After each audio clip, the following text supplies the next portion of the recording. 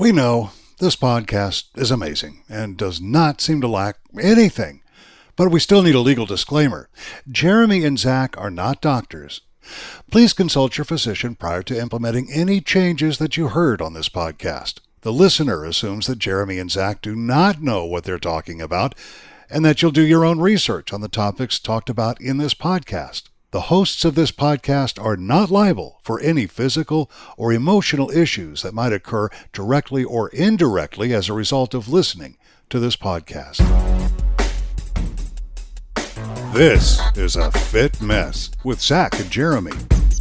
Hi there and welcome to the Fit Mess. My name is Jeremy and his name is Zach. What's up, everyone? And we're going to start this show a little differently than we normally do because the topic we'll be discussing is one that we're not even completely sold on. It's one that there's a lot of debate about, and some of it we were just having before we hit record on this show. We're going to be talking about CBD, that is the portion of marijuana that theoretically does not get you high. And according to many, many experts, one of which you'll hear from later in this show, it has healing effects for everything from sore knees to depression, anxiety to cancer. And so we'll get into how all of that works when we talk to an expert in just a little bit. But Zach and I were just debating the use of CBD for a variety of treatments. You seem okay. You seem more okay, Zach, with some than others. Where are you okay with using CBD? So in the research that I've done, I mean, there's a whole list of things that it can help with: anxiety, depression, pain management, cancer, schizophrenia. I tend to lean more towards the healing of physical ailments like muscle soreness and joint issues, things like that.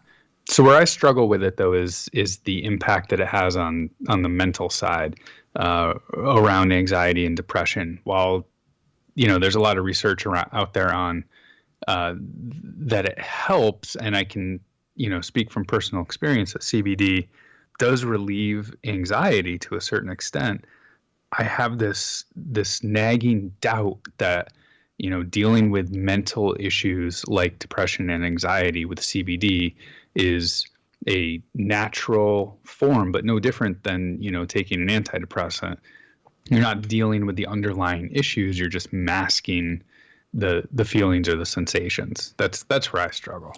So I don't know that I entirely disagree with you. I have some experience having used it for treating depression. It's been limited.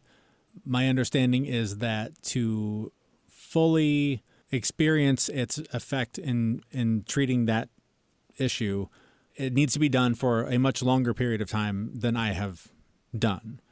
I know in the short term, I've experienced basically nothing negative to report. It has helped me sleep. When I've done it, I've woken up clear-headed. There's no hangover effect. There's no like, oh man, I was so high last night kind of feeling. It can help with perspective somehow. I've had experience where, in times when things would be really stressful and I would have a really hard time keeping my cool or keeping my emotions in check, when I do use it, I can become more aware of that ego. I can become more aware of the part of me that gets angry and frustrated and short-tempered, and I can squash it. And I, just by seeing it, by becoming aware of it, it goes away. And, the cooler-headed me is able to step in and go, okay, what really needs to be done right now to address this? There are any number of factors that could be playing into that. There have been times when I've been using it in combination with reading a book, some self-help book that's really giving me a lot of pointers or pointing me down the right path. Just life changes, things like being on a routine and then not on a routine. Like there's just all sorts of things that can go into that. But I do know that in my experience, I very rarely have had any negative experience. I have also, and I think this is the thing you were mentioning earlier, I've also used it as the topical creams and stuff for pain. I've used it when I recovered from my bike accident a few years ago. Any number of things, sore aches and pains from working out and stuff like that. I've definitely seen a positive result. But, part of you when you're using it the whole time, especially as someone who has been sober for, a year and a half, it raises a lot of red flags. It raises the concern of, if you're going to use something like this while you're trying to be sober, how does that, how do you mix the two? How can you be sober while using a drug? And you'll find in the interview, I talk about that a little bit with our expert opinion, who's going to join us a little bit. And he'll tell you, if you're sober and a doctor prescribes you a drug to deal with some condition, are you still sober? Like it's just the same. It's the same thing. It's a medicine. If you're using it as medicine and not as an escape or as something recreational, then it's not the same. You're not doing it for the sake of the high or the euphoric effect that often comes with it.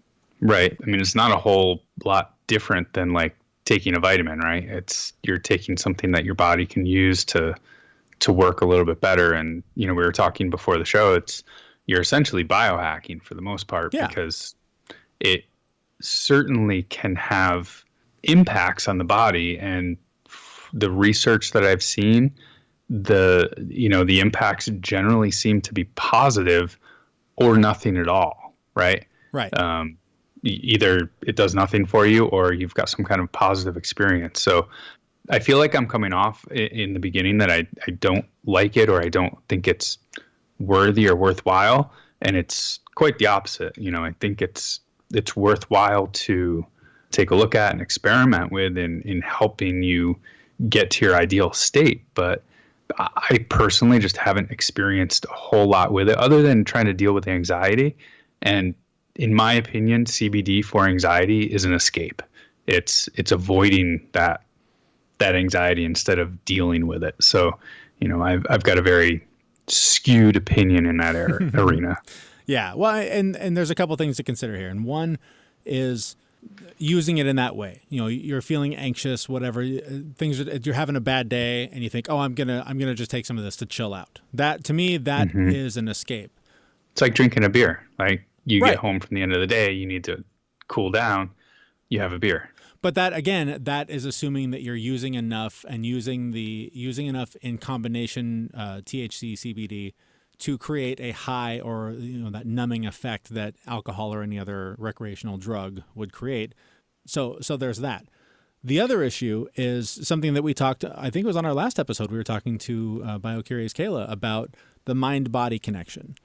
To me, the further down this self-improvement journey I go, the more I read, the more that I open my mind to things that I used to laugh at. But but as I now open my mind more to other possibilities, I do believe that a large part, and this is just me, I have nothing to base this on. So this is not scientific. This is just my gut. It tells me that we have built society in such a way that it creates so much stress and so much chaos that is so against the way our bodies are supposed to function and the way our minds are supposed to function, that stress, I believe, can alter the way your body functions, including creating the chemical imbalance that creates depression. It's just a gut thing for me. I don't know, but I just feel like there's so much about the way that we think and the way that we react to the world that our body adapts to, that I think that can trigger depression. Now, if I can, under doctor supervision, through trial and error, finding the right balance of CBD and all that, if you can find a way to sort of put a Band-Aid on some of that, and then through that healing, deal with what is the underlying issue of how is your life set up and how much is it contribute? How much is your environment, your job, your day to day? How much is that contributing to your depression? When you have a healthier starting point from whatever medication you're using, I think that can only help. As someone who has used antidepressants and several different forms, I can tell you the difference is night and day. We were talking a little bit before about how they both have antidepressant-like qualities, the pills and CBD. To me, it's similar to comparing, a real meat burger to, an Impossible Burger. One is, depending on your point of view, one is a natural food source, a single ingredient food source. The other is a highly processed product that your body would not otherwise properly ingest. So one is going to work better with your body than the other. I think this is a similar case where antidepressants are this manufactured, processed thing that your body doesn't know what to do with. And so you have to experiment more and more and try different things for I don't know if it's a longer period of time, but you have to endure a lot of negative side effects until you find something that works for you. And then hopefully from that point, you can work on the underlying issues that are creating the problem. I believe that CBD is a faster track. I think that there is a trial and error period where you've got to get the balance right so that you don't experience a high. But after that, I think it's much smoother sailing.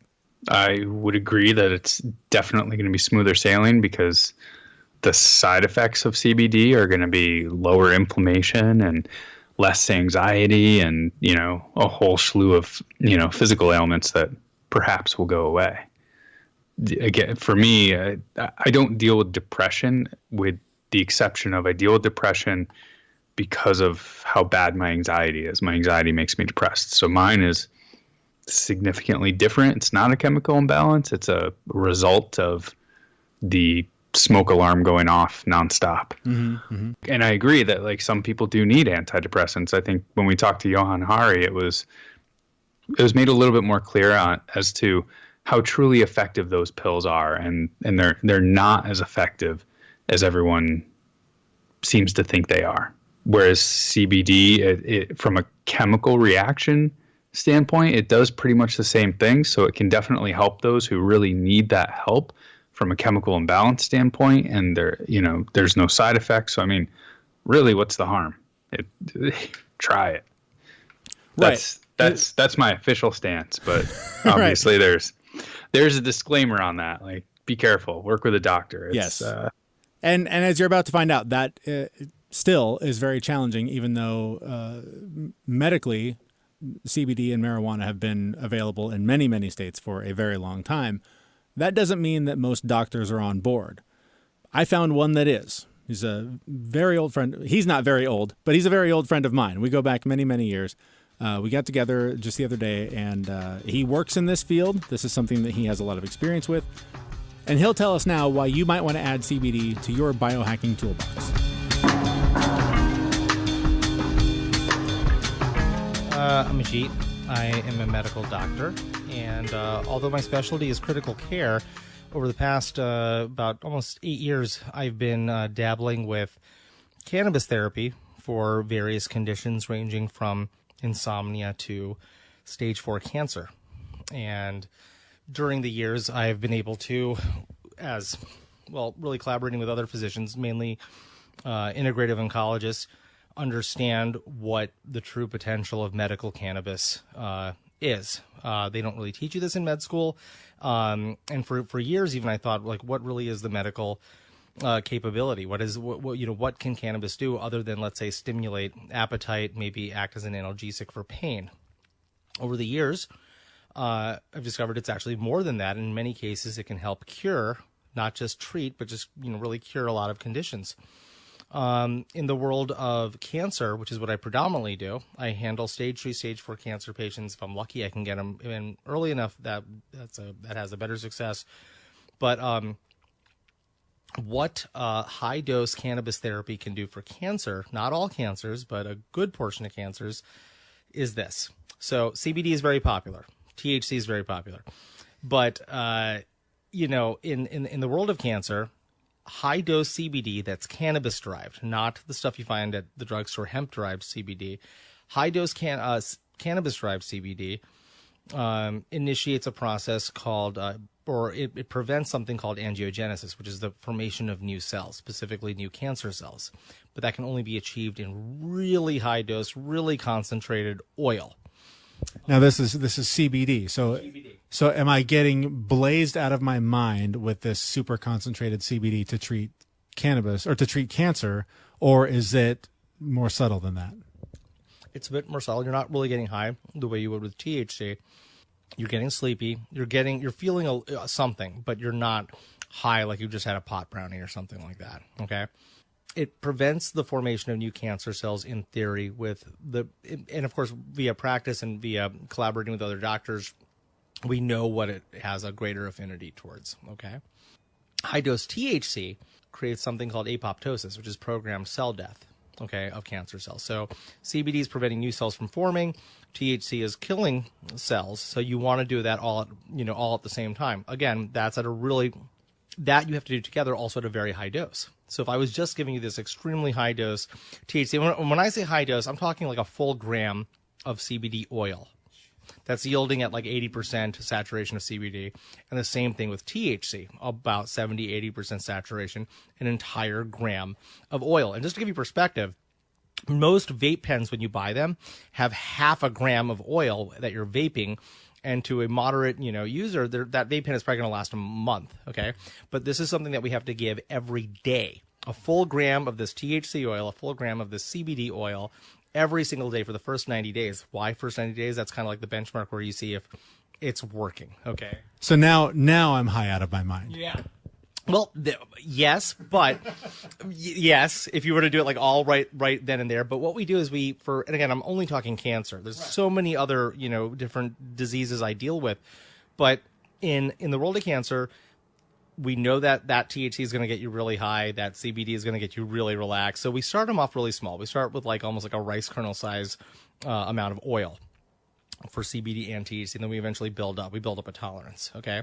Now, what's interesting is CBD counteracts a lot of THC's psychoactive effects, okay? So, like, if I had somebody come over to me, and this is starting to become practice, in some areas around the country where cannabis is legal. Let's say you come in, you have like, oh, I just ate like 10 pot brownies. I'm high out of my mind. To help get you off that ledge and just help kind of bring you down, we'll start administering CBD. Interesting. Yeah, it's kind of like the antidote to it. You're still going to be high, but you won't be nearly as high as you were. So when you gradually bring up this dose, you start off a very low dose, and then eventually you'll get to that 1 gram a day of each of those oils. The patient is acclimated, okay? During that process, they actually, at first it's kind of terrible. They hate it, but they get used to it. It becomes very pleasurable, and they just accept that this is what it is. It's medicine. Everything has a side effect. I have to get really high. Same thing as if you go to chemotherapy. Yeah, I lose my hair. Which side effect do there's going to be something. So I would say in about, let's say, almost close to 80% of the types of cancers that we have good evidence supporting, okay, we get a really good success in overall. Why am I not hearing about this more? Why is this not adopted widely if you're having that much success in this one sample size? It seems like that would be pretty well known and becoming more common and more treatment centers, I guess. Yeah. Well, it's interesting. And if there's any doctors listening, they're probably going to hate me. But the way oncologists make money is giving chemotherapy. That's how they make money. Okay.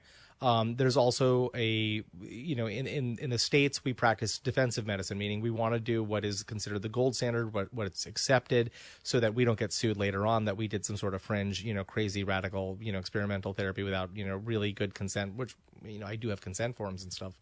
But it's partly the oncologists, it's partly the drug companies. Okay.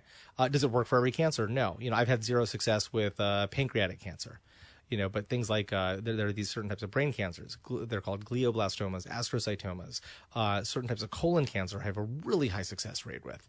But there are some that just, I don't have much with prostate cancer. I don't really have that much with certain types of breast cancer, But when we look at colon, brain, and a few other just random types of cancers, this is a nice alternative to start off before actually going down surgery or chemotherapy. And in some cases, I give it alongside chemotherapy, like, hey, let's just get it on all fronts, because it certainly helps mitigate the, a lot of the side effects from chemotherapy, right down to like, a lot of cancer patients get, when they start chemo, they don't get hungry. Well, guess what? You'll get hungry if you, Well, from what I remember in earlier conversations we've had about this years ago, that was primarily how pot was used to treat cancer patients, was that they weren't hungry. This got them hungry. It got them to eat and kept them strong that way.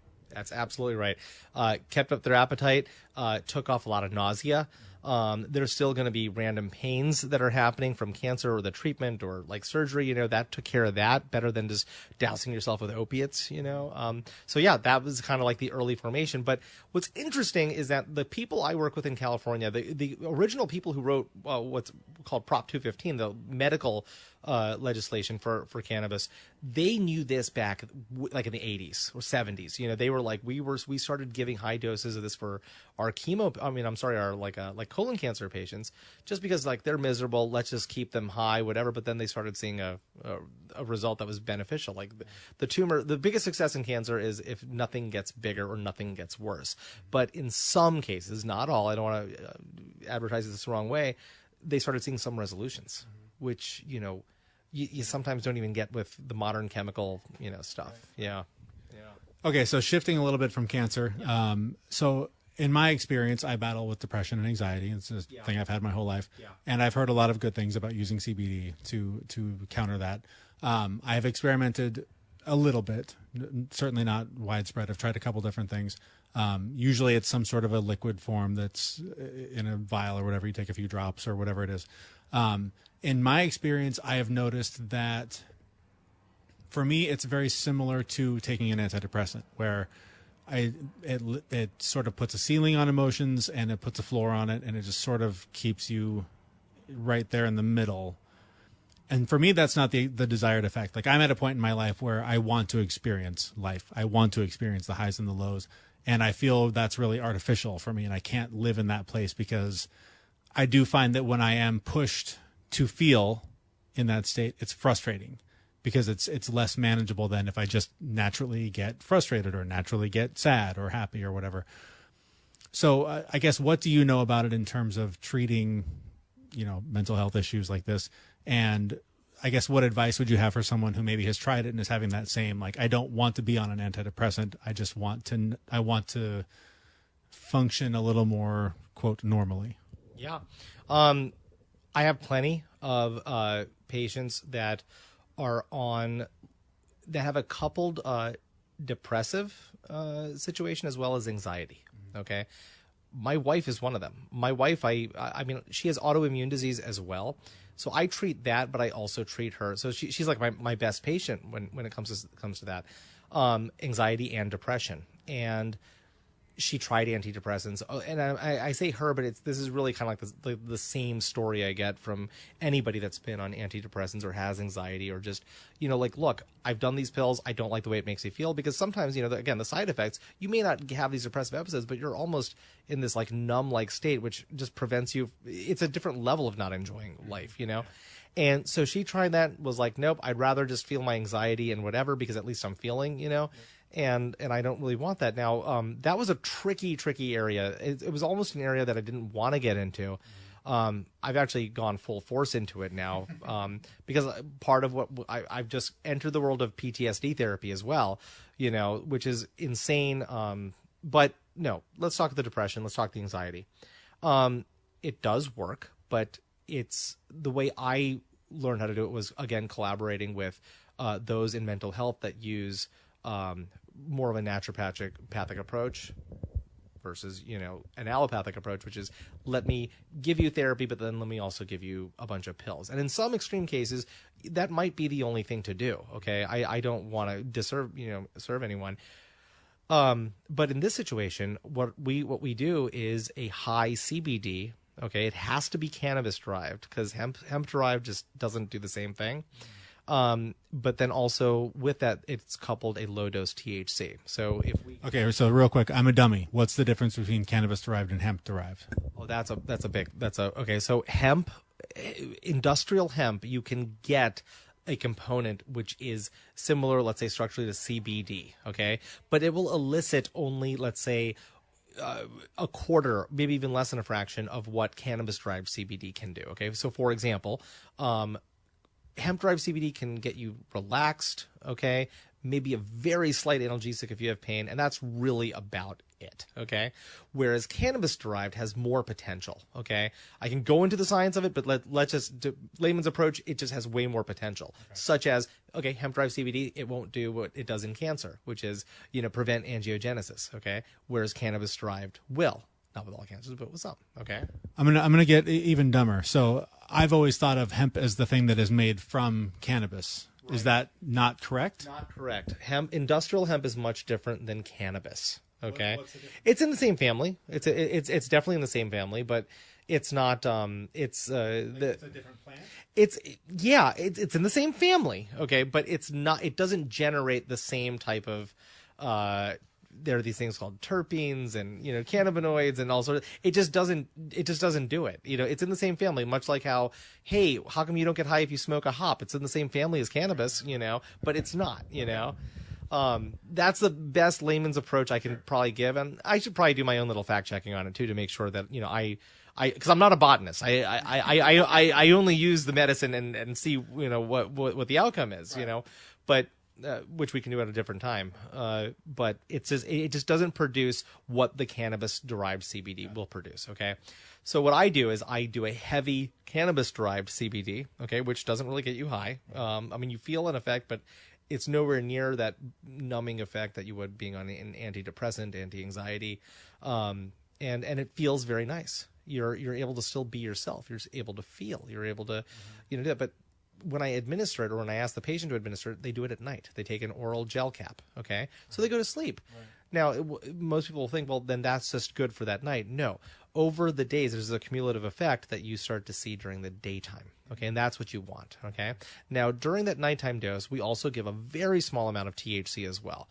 We adjust that dose. There's a reason why they call it the practice of medicine and not the certainty of medicine. We have to figure out what works for you. Every human being is different, So what I usually do is for anxiety and depression and other types of things that just prevent, I know you've been my friend like 20-something years, and I would love to get you going on something like this for about a month and see if it changes your life. But what I do is there's a baseline dose of CBD, which is, many parts greater than THC. And then we just we play with an adjustment game over the course of a month. Okay. So just for explanation, my understanding is you need some level of THC to activate the benefits of CBD. But very little. You won't even really get high. In fact, you and I have a mutual friend who's a patient of mine since February that's been doing this for sleep disorder. She's sleeping great now. Wow. Yeah. So that's how I deal with anxiety and depression. Is it an end-all, be-all? Well, not all the time. Sometimes people have severe trauma. They have stuff that just it's not going to be a solution. But it can help. It can certainly help. This is for your garden variety depression and anxiety. Yeah, exactly. Like, hey, we're in Seattle, right? Seasonal affective disorder, right. That's a real thing, Life gets in the way. There are certain things in our environment that may cause certain things. Not everything has like a real biological, it's not. There's chemical depression, but there's a true imbalance, and that could have been something that just happened, in your brain chemistry, or something outside could have affected you to affect, your brain chemistry. But a lot of times I've noticed that, not everyone who lives in this modern world gets what they want out of the modern world in the way they thought. Every day there's new stresses, new things, and sometimes that can just create that depression. That can create the anxiety, and this, I guess, sure, we can call it garden variety. It's worked. I have a pretty good success rate with it. And those that I don't, we figure out other ways of doing it. And if we need to go to chemicals, well, there's a real foundation of why these antidepressive drugs, anti-anxiety drugs were created. Mm-hmm. It wasn't created to be mass marketed to every person alive. And that's kind of like what this world is kind of like now. It's like, hey, I'm ready to just give you a pill to fix that. Sometimes you don't need that. These drugs were created for people with really bad situations, but we saw benefit, when our predecessors, in saying, oh, why don't we just give it to anyone who's got like some sort of, sad issue or whatever, and maybe it'll do it. And I think that's created a little bit of a social epidemic, and it's not necessarily to the benefit of patients. Yeah, I can talk for hours on that, but yeah. Okay, so 2 more questions really. One is, I always feel weird saying I've been sober for over a year and a half, because I don't feel like I had, I don't believe I'm an alcoholic. I don't believe I had any addiction issues necessarily. But I have been sober for a year and a half plus. And in this circle, I see a lot of debate about whether or not using CBD or using pot in whatever way to deal with anxiety is bending the rules in terms of sobriety. Is you're basically replacing alcohol with pot. even though it's, you can split hairs over the CBD, THC levels and all that. So if somebody is hearing this and thinking, yeah, I'm still struggling, I've been clean for a year or whatever, but I need something to help me cope, whatever, what do they need to know about this to either justify experimenting with it and feeling safe about it and feeling like they're not breaking their sobriety, or are they breaking their sobriety? To answer your question, I mean, that's a good question. I don't think you are breaking your sobriety, and then partly answer the second part, if it's done under guided supervision. Okay? I can also say, like, look, alcohol affects your nervous system. Alcohol only creates bad things. I mean, it's not a health product, okay? And you've also just heard me say that we help resolve certain cancers with cannabis. So, one is definitely bad. There's no amount, I think the only benefit alcohol can have is that, physiologically it causes this thing called vasodilation, which can help reduce blood pressure. But we don't give people a bottle of whiskey to say, hey, go control your high blood pressure, So like there's that, but there's no real benefit. Right. You will live an unhealthy life drinking alcohol, breaking your sobriety. Cannabis has health benefits. In fact, there's this growing trend with the success we have with cancer. What if we do a lot of, CBD, THC? Could that help hit a reset button in getting, in our older age, better improvement with our organs, our brain, our nervous system? And there's growing evidence to support that. THC does get you high, okay? But you can go through a bunch of other medications that actually have far worse effect on your body. Is that breaking sobriety? Right. So my advice would be it should be under someone with, a good background. It doesn't have to be I work with other doctors, but also this whole science was spawned from people who weren't doctors, people who were just like saying, no, there's something to this. You got to listen to us. We don't know how it works, but, so, and I think that's probably the foundation of a lot of old school medicine. But just somebody who is there to help you resolve or at least cope with what your indication is, and not just say, here's a bag of weed, go have fun. Right. Because I deal in very specific dosages, and that's how I figure out what the sweet spot is per every patient. So then I guess the last question is just, somebody's hearing this, they're on board. Where do I start? Where do I go? How do I know that I'm getting the right stuff and not just something that somebody grew in their backyard and is selling through the pot shop down the street? That's another. I mean, in California, if there's one thing California is doing right, it's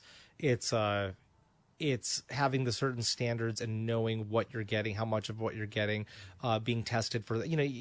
Sometimes we deal with really sick people. We don't want something that has mold in it, for example, right?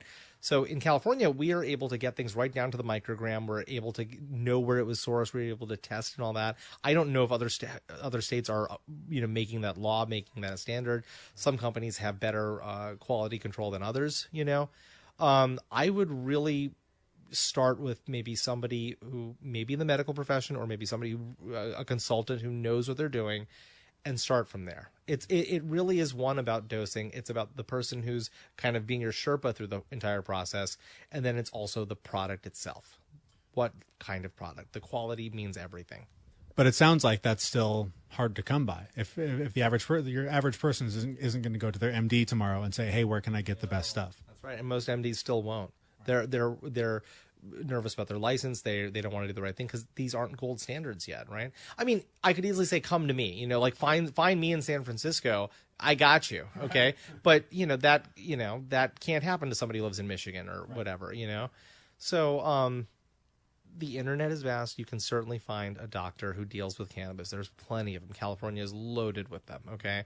And usually through our network, and I can easily say through the states that support medical cannabis, they can give recommendations on that. That's like the best way to go. Sure. I mean, if you're in California, it's a no-brainer, but in other states, because, you also have to understand that despite state law, it's legal. Okay. And a doctor, can easily write a recommendation. It's still federally illegal. Yep. Okay. Yep. So there's a challenge with that.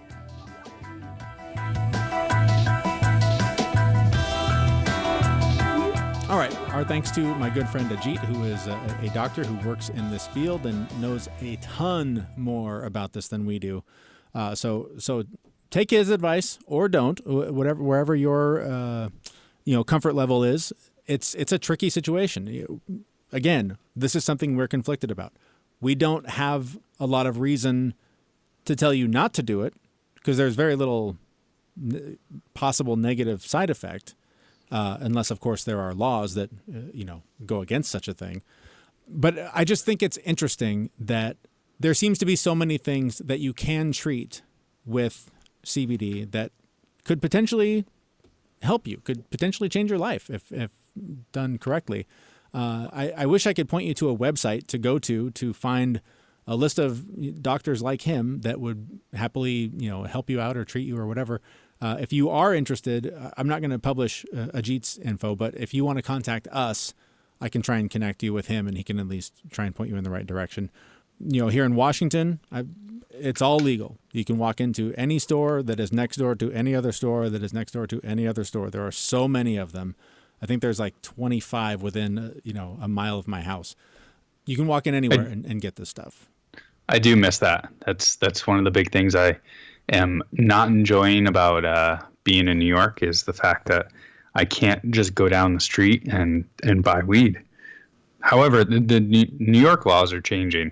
CBD oil is available for sale, and I think that it's all hemp-derived CBD, not the cannabis-derived CBD, but I could be wrong on that.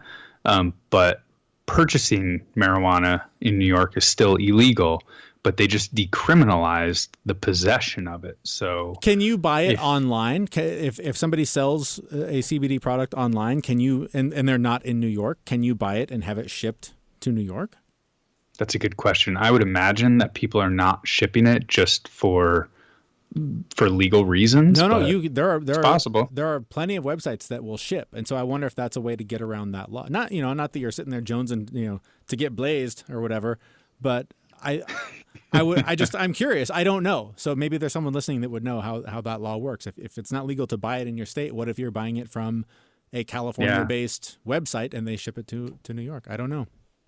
That's a good thing to look at. Yeah. But one of the things, we've popped off like a couple of benefits of CBD, and when you brought this topic up to me, I had been talking with another friend of mine about this stuff, and I'm really getting interested in it, and I'm diving deep into the research. So I'm sitting on my desk right now. I've got 4 books on CBD and medical marijuana, and I'm trying to dive deep into it. But if anyone who's listening is thinking, could CBD help me? I just wanted to read off from one of these books, a couple of the things that it does treat that you might not think of. But it can help with asthma, autism, Alzheimer's disease, ADHD, arthritis, autoimmune diseases, cancer, diabetes, IBS, migraines, multiple sclerosis, nausea, vomiting, obesity, Parkinson's disease, pain, PTSD, schizophrenia, skin conditions, sleep disorders. I mean, it's a huge list of things that there is some research for all of this stuff that CBD does help with.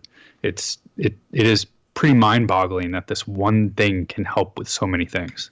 And it's just so interesting to me how that seems to be proven over and over again. On any number of those things, there are tons of studies that prove that it actually does have some benefit in those ways. And what's interesting is the door that this is opening also to psychedelics for treatment, particularly with things like PTSD, depression, anxiety. And that's another one where no matter how much I read and no matter how much qualified professionals tell me this is beneficial, this can help you, part of me still is really scared of that idea and wrestles with, you're basically taking something that makes you hallucinate, right? Or maybe maybe you're taking something that allows you to see something that you otherwise are limited from seeing. Maybe there is just a different way to see reality, and maybe that is a way to see it. It's these sort of like deeper things that I struggle with when it comes to this stuff. Is how much of it is just, I'm taking this thing and I'm slightly changing it to feel a little better for now, or am I taking it to see things as they really are in another way? I'm sure there are plenty of people going, no, idiot, you're hallucinating, but are you? I don't know. I don't know how you can determine one person's reality from another, because my reality right now is very different from yours, no matter what your perspective is. Like I come from a different background. I come from a different point of view. Everyone's got a different point of view. And if it's altered slightly by some chemical source, I don't know how different that reality is. I don't know. These are some of the things I struggle with. Yeah, it's, somebody mentioned to me a little while ago that, trying alternative methods to heal ourselves is not necessarily mainstream. And we've all been fed kind of a load of crap over the years as to what works and what we should avoid.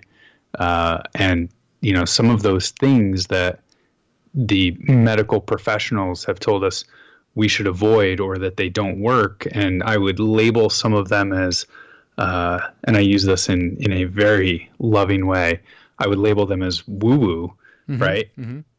I think there's a lot of benefit there that really people just aren't aware of. And it's going to require some education, and CBD, I think, is one of them. Well, and I think, woo-woo gets a bad name. I laughed. Agreed. I laughed out loud at so many of the things that are part of my regular practice now. And again, it might be purely psychosomatic. It might be the fact that I think it might help me, that it's helping me. But if that's true, it still works. Mm-hmm. So why not? Yep. So that ultimately is the thing for me is, I'm not here to sell you anything. I don't have a link to sell you a thing to get a free sample or give you 10% off. Can't do any of that for you. Sorry. You're going to have to do your own homework on this. I do know that there are plenty of places where you can go online to buy this stuff, and plenty of people you can reach out to. And I can't give you any of their names. Super helpful, Jeremy. Yeah. Super helpful. Because I don't want to go to jail. So, but if you email us, I might be able to point you in a direction or two. I don't know. We'll text you through a virtual number that is out of Russia somewhere. An encrypted text message through some... So it can never be traced back to us. Yeah. Okay, a sidebar. I'm looking out my window right now. There's a half-naked dude standing in the window. That's eerie. All right. That's beside the point. It's because you're smoking too much pot. Exactly. It's beside the point. I hope this has been helpful. I don't know. It hasn't convinced me one way or another, but I'm convinced that I'm going to keep trying things, no matter how crackpot and weird they sound, because every now and then one of them works and becomes part of my routine. So, you know what? If anything, though, like just having this conversation with you, it's opened me up to a bunch of additional questions that I want answers to. Yeah. If anything, like how much does a bag of cocaine cost? That's not one of them. Now it is. No. But yeah. Well, we'll Google that too. All right. Don't do cocaine. That's just bad news bears. All right. You might want to just edit that whole part. Oh, it's a joke. It's fine. All right. We're going to leave it there. Let me stress this point. We don't know what we're talking about. So if you're going to pursue anything that we have just discussed, please consult a qualified physician.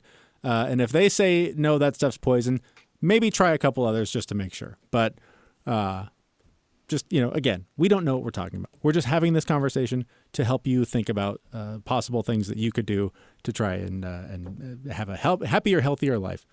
I hope this has been helpful. I do want to quickly say thank you to Bravest Brewing Company for sponsoring us. If you want to try some of their non-alcoholic beer with lots of healthful benefits, go to our website, click on their link, use FitMess10 as a coupon code to get 10% off your order. Thank you to them. And also Bulletproof Coffee. If you're into that, there's a link on our website. Buy stuff through that link, and you're also supporting them and supporting us. So thank you for doing that. Any questions or feedback you want to give, info@thefitmess.com is the email. We're also on Facebook, Twitter, and Instagram. Or you can always leave us a voicemail, 206-659-7667.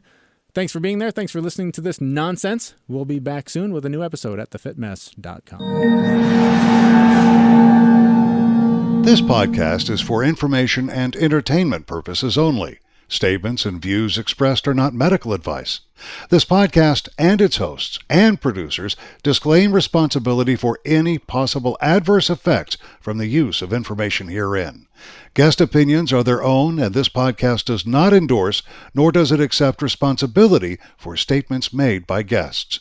This podcast does not make any representations or warranties about guest qualifications or credibility.